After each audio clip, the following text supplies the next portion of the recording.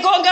உங்களோட மகன் வீட்டுக்கு வந்து திடீரென்று ஆறின பிளேண்டி குடிக்கிறானா, திடீரென்று சீனி கூட போட்டு தாங்கன்னு கேட்க ஆரம்பிக்கிறானா, உரப்பா வச்சா சூடாவி எழுப்பி போறானா, உரப்பு பாவிக்கலாது சீனி கூட குடிக்கிறான், பிளேண்டி ஆற வச்சு குடிக்கிறான், சோர் திண்ட சரி சூடா அதாவது இனிப்பு கூட கோப்பி இல்லாட்டி பிளேண்டி கேட்கிறான் என்று சொன்னால் அவன் இதை எதையோ பாவிக்கிறான்.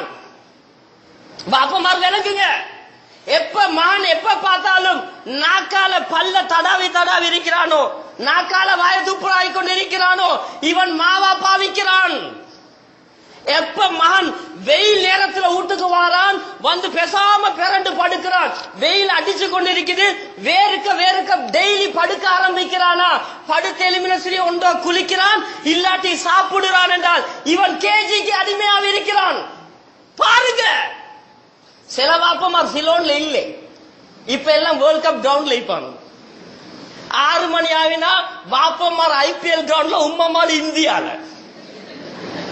பாப்பா பாகிஸ்தான்ல, உம்மா இந்தியால, புள்ள சிலோன்ல குடு அடிக்கிற. வீட்டுக்கு வார நேரம் விக்ஸ் பாவிக்கிறானா, உங்களோட புள்ள பாவிக்கிறானா யோசிக்க.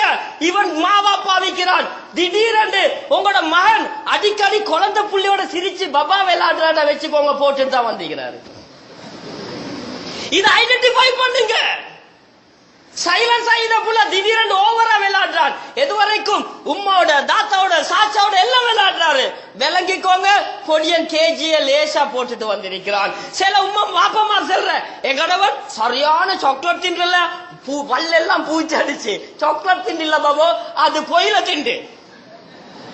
விளங்கிக்கோங்க. ஏன் சொல்லுறேன்னு சொன்னால், தயவு செஞ்சு இதையாவது கொஞ்சம் பாருங்க, புள்ளையில என்ன நடக்குது.